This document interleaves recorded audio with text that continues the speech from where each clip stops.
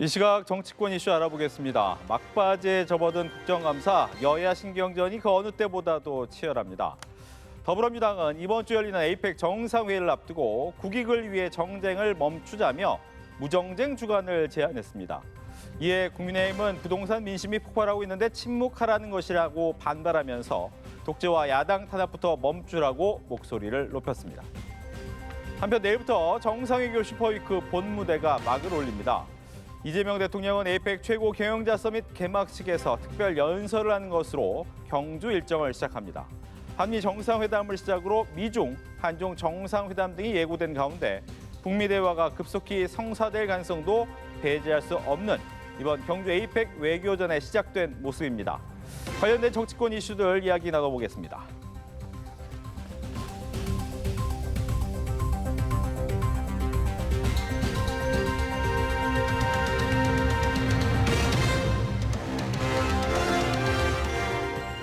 네, 장윤미 더불어민주당 대변인, 이재영 국민의힘 강동월 당협위원장 두 분과 함께 이야기 나눠보겠습니다. 안녕하십니까? 네, 안녕하세요. 네, 경주에서 열리는 한미 정상회담 하루 앞으로 다가왔습니다. 한미 무역 협상이 회담 전 마무리가 될 수 있을지 주목되고 있는 가운데 트럼프 행정부 무역 협상 타결 가능성에 신중한 모습을 보이면서도 조선업 분야에서는 양국의 협력 필요성을 다시 한번 강조했습니다.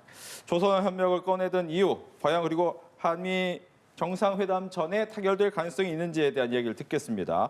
민주당부터 듣겠습니다. 네, 기본적으로 트럼프 행정부에서는 스콧 베센트 재무장관이 언급했듯이 큰 틀에서 관세 협상이 대한민국과 진전을 이룬 바는 있지만 세부적인 조율이 남았다라고 이렇게 밝혔습니다. 그리고 트럼프 대통령 직접 제조업 중에서도 조선업과 관련한 강조점을 계속 거듭 강조하고 있는데 기본적으로 미국이 제조업의 부활을 계속해서 자국민들에게 홍보할 때 대한민국은 굉장히 유효하고 이 전략적인 협상 파트너일 수밖에 없습니다. 제조업과 관련한 상당한 강국이 대한민국의 현재 위상인 부분이 있고 중국도 이 조선업에 대한 어떤 좀 선점이 있다고는 합니다만 미국과 전략적 제휴를 맺을 수는 없는 겁니다. 과거의 강국인 일본도 대한민국의 선박 수주 능력에는 한참 미달합니다. 그렇다면 대한민국의 어떤 제조업, 특히 조선업의 강점이 미국과 관련해서 전략적 제휴를 맺는데 가장 유효한 수단일 수밖에 없다. 그렇기 때문에 미국에서도 협상 과정에서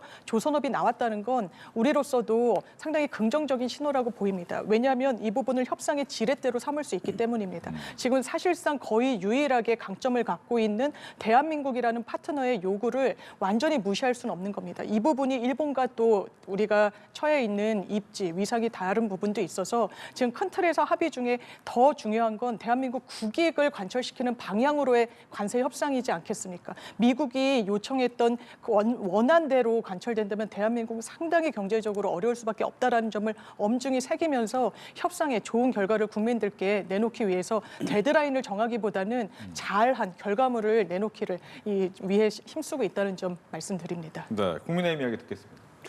저는 뭐 협상 타결 가능성을 굉장히 낮게 보는 언론들이 많던데요, 보도들이.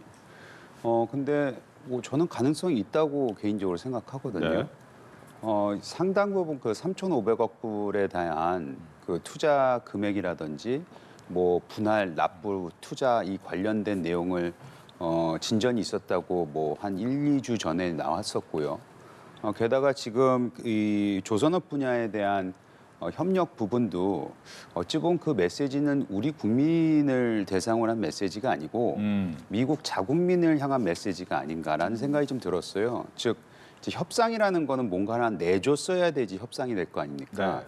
그러면은 이제 뭐 3,500억 불에 대한 트럼프 대통령이 그동안 주장했던 것에 대해서 물러설 때 왜 물러선 것에 대한 이유를 설명하기 위해서 이것을 자국민한테 즉 미국에 있는 국민들한테 설명하기 위해서 이런 메시지를 낸 게 아닌가.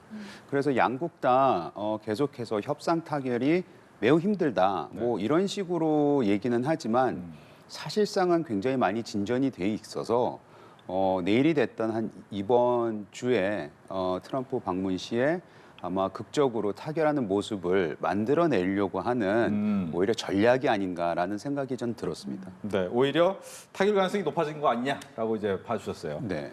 근데 이제 문제는 또 하나가 이제 북한과 트럼프 대통령의 이야기입니다. 트럼프 대통령이 대북 제재 관련 논의도 가능하다. 즉 제재 완화 이야기도 하고 있고 사실상 핵 보유국 아니냐라는 뉘앙스도 풍기고 있으면서 북한을 이렇게 만나려고 하는 이유는 어디 있는가? 일단 트럼프 대통령의 어떤 캐릭터랄까요? 이런 부분이 성과를 내고 그 성과를 평가받기를 원한다는 그런 분석이 많은데 이 대북 정책과 관련해서 역대 어떤 미국 대통령도 유의미한 성과를 도출해내지 못했습니다. 아예 방기하거나 아니면 북한 문제에 접근하려고 해도 어떤 유의미한 성과를 내는 방향으로는 이루지를 못했는데 트럼프 대통령이 본인이 김정은 위원장을 실제로 만나기도 했었고 계속해서 이를테면 우호적인 메시지를 내므로써 북한을 어떤 그 자리로 끌어오는 데까지는 성공했던 부분이 있습니다. 그런 부분과 관련해서 뭐 노벨 평화상이니 뭐니 이야기가 많이 나옵니다만 한 발짝, 반 발짝만 더 진전을 이룬다면 본인이 원했던 그 성과를 그 고차방정식을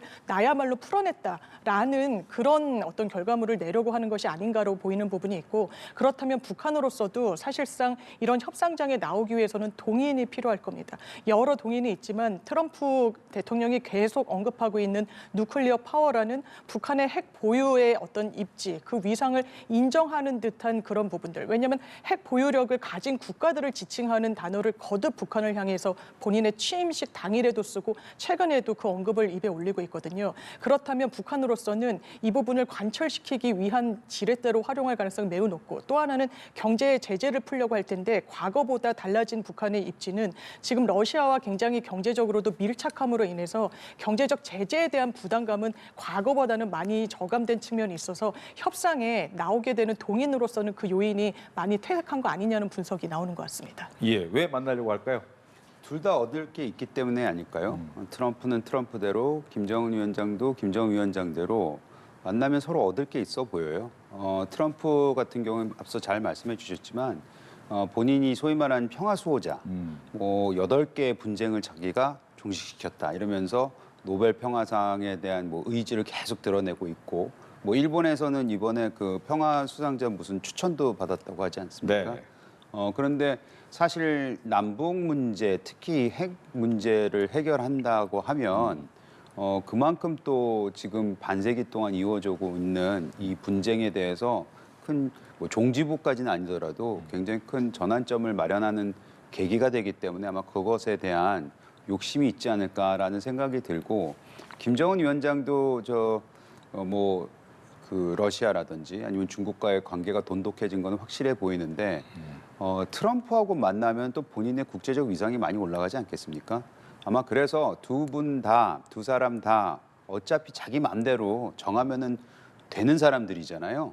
그렇기 때문에 극적으로 이런 만남이 성사될 가능성은 배제할 수가 없다. 뭐 저는 이런 생각이 드는데 뭐 굳이 그 가능성에 대해서 얘기하자면은 뭐 그렇게 높아 보이지는 않습니다만은 이 두 사람의 의지가 그만큼 잘 반영이 되는 상황이기 때문에 또 마침 한국에 와 있기도 하고 오기도 하고 해서 그 가능성을 완전히 배제할 수는 없을 것 같습니다. 예.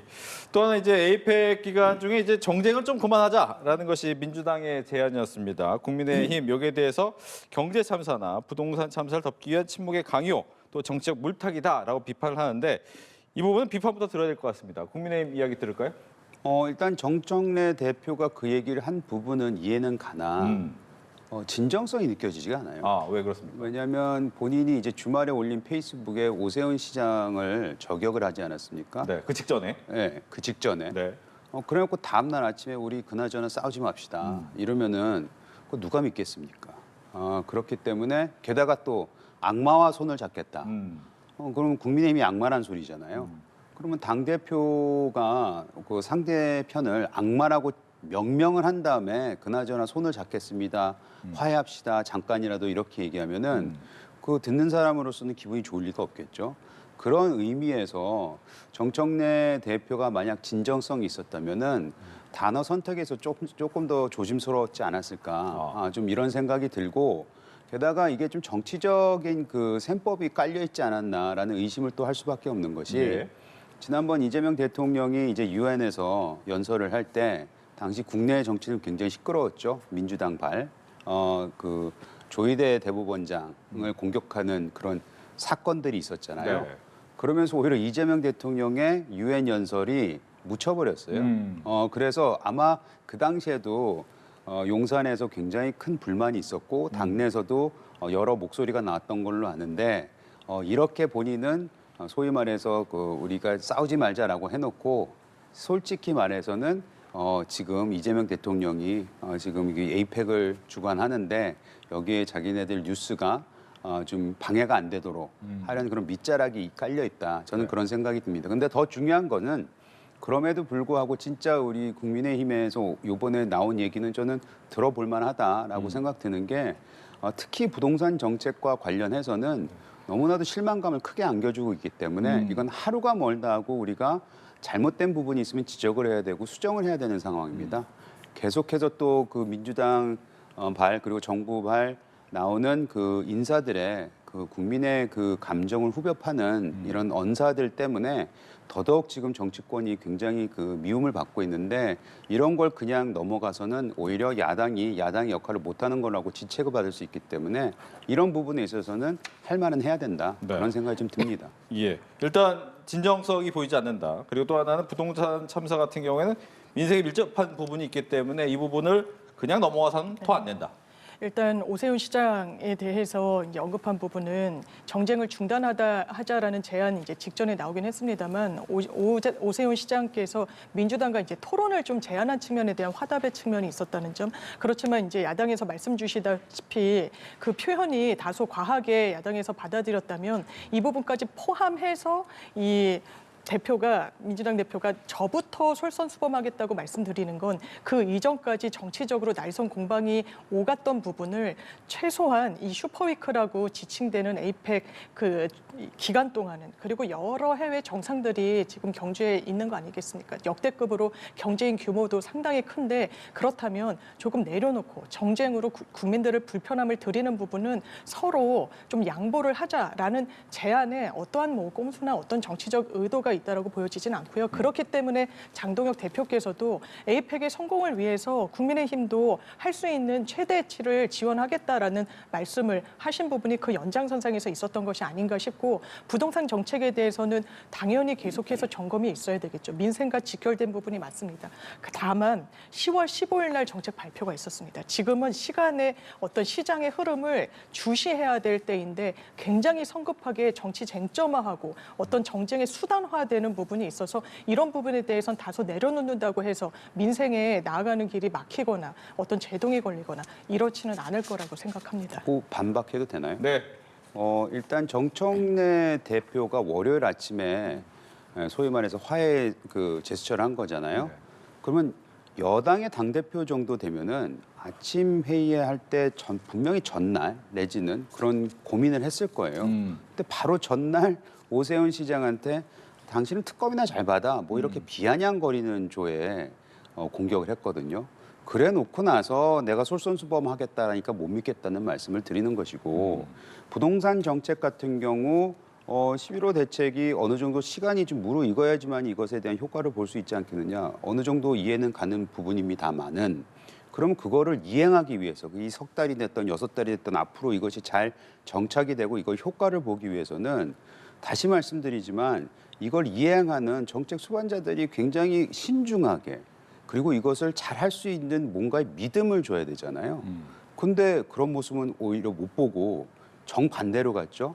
그런 부분에 있어서의 비판은 오히려 정치적 쟁점화를 시킨 거는 자신들의 언행 때문에 이렇게 된 것이다라는 부분을 말씀드려야 되겠고 시장에서는 그런 말이 있습니다.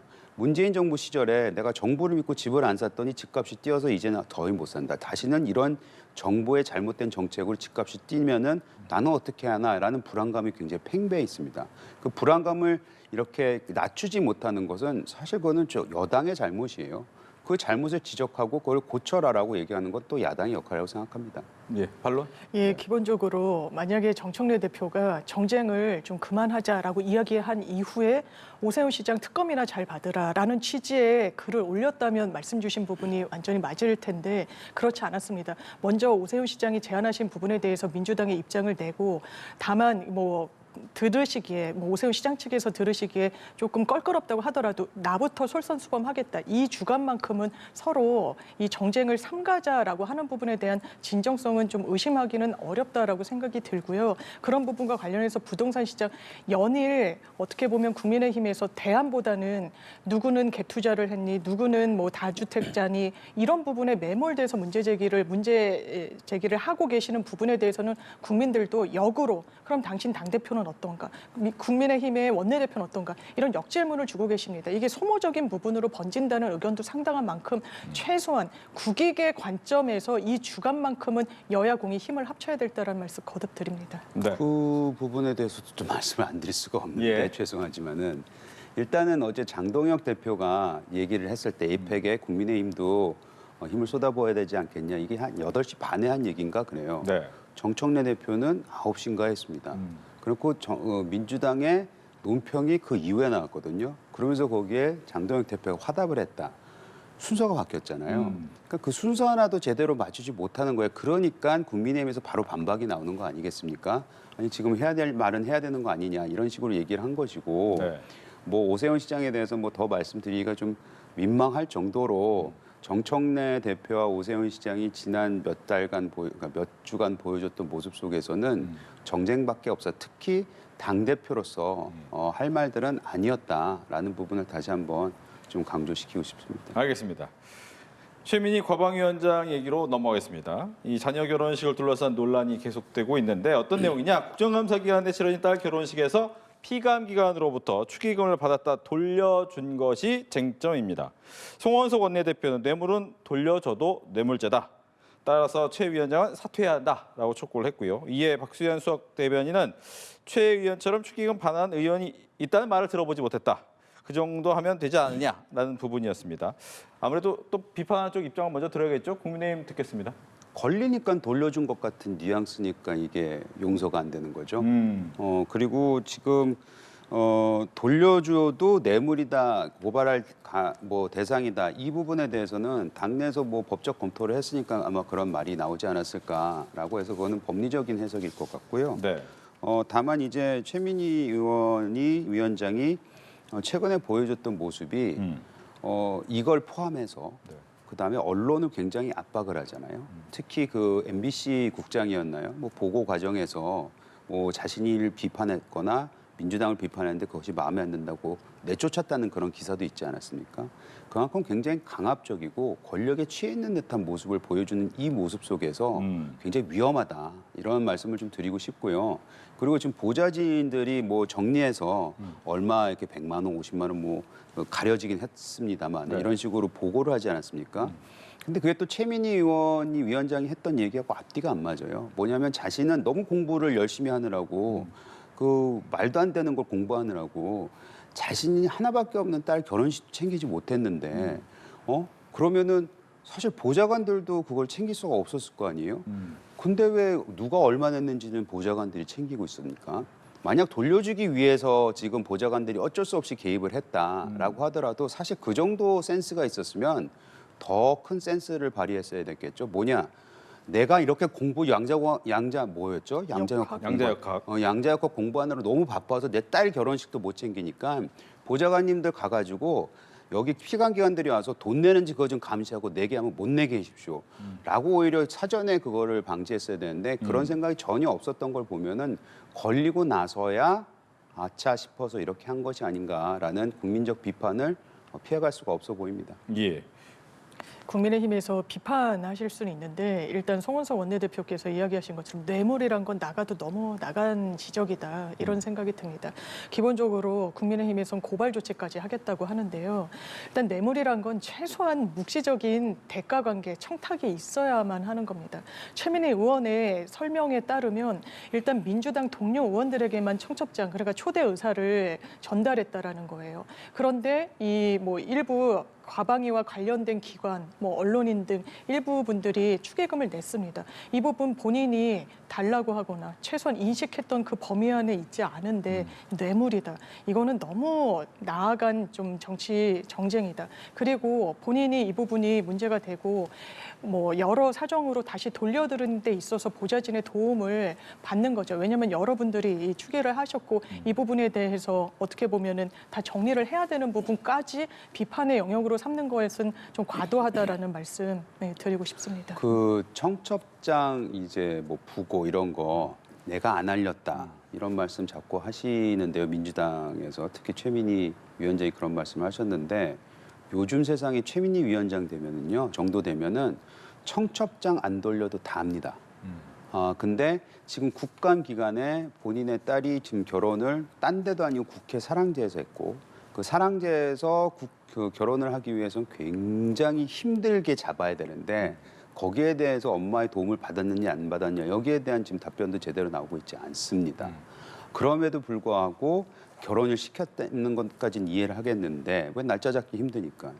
그런데 거기에 피감기관들이 내가 안 돌렸으니까 몰랐을 거야. 나는 잘못이 없어. 그거는 요즘 세상에 부고장 그 결혼식 청첩장이 어떻게 유통되는지를 전혀 모른 척하는 거예요. 저도 결혼식 많이 갑니다.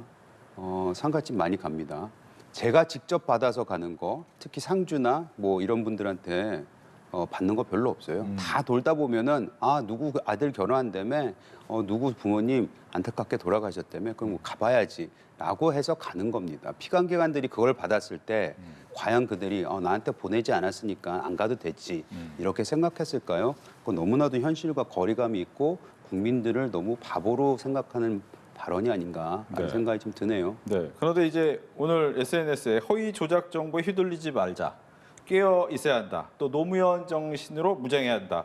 라고 이야기를 했단 말이에요. 이건 어떤 의미일까요? 이게 SNS에 올린 글을 저도 좀 봤는데요. 기본적으로 최근에 이제 민주당에서 정보통신망법 개정을 하겠다라고 국민들께 공언드리고 약속드린 부분이 있습니다. 이른바 아주 고의적이고 악의적으로 이른바 사이버 레카라고 해가지고 개인의 삶을 망가뜨리는데도 전혀 처벌에 아주 미비하게만 받고 이 부분에 대한 법적 정비를 하겠다라고 했고 또 관련된 과방위의 위원장으로서 허위 조작 정보에 대해서는 상당히 좀 엄단이 필요하다. 그리고 이제 노무현 정신이라고 해서 과거에 이제 가짜 뉴스나 이런 부분과 관련한 피해를 본 부분에 대한 본인의 입장을 낸 것이지 일각에서 이야기하는 것처럼 본인을 향한 비판에 대한 반격 성격이다, 해명 성격이다. 그렇게 읽히는 최소한 SNS 글은 아니었다는 점 말씀드리고 싶습니다. 네, 그 부분까지 다 듣겠습니다. 약간 시점이 뜬금없죠. 갑자기? 그렇잖아요. 갑자기 왜 노무현 정신은 항상 무장하고 있어야 되는 분들이잖아요. 근데 왜 이 시점에 다시 무장을 하는지 지금 본인과 관련된 여러 가지 논란이 있는 상황에서 저런 글을 올리는 것은 지지층의 어떤 나 도움이 필요해라고 외침이 아닌가라고밖에 해석이 안 되네요. 왜냐하면 정치인들이 하는 모든 한마디 한마디 그리고 행동들은 우리가 정치적으로 정무적으로 이렇게 해석할 수밖에 없잖아요. 그런 부분에 있어서는 글쎄요, 저 발언, 저 글은 정치적 의미가 충분히 다분히 담겨져 있다 이렇게 해석합니다. 알겠습니다. 이렇게 해서 지금까지 장윤미 더불어민주당 대변인, 이재영 국민의힘 강동울 당협위원장 두 분과 함께했습니다. 오늘 얘기 잘 들었습니다. 고맙습니다. 고맙습니다.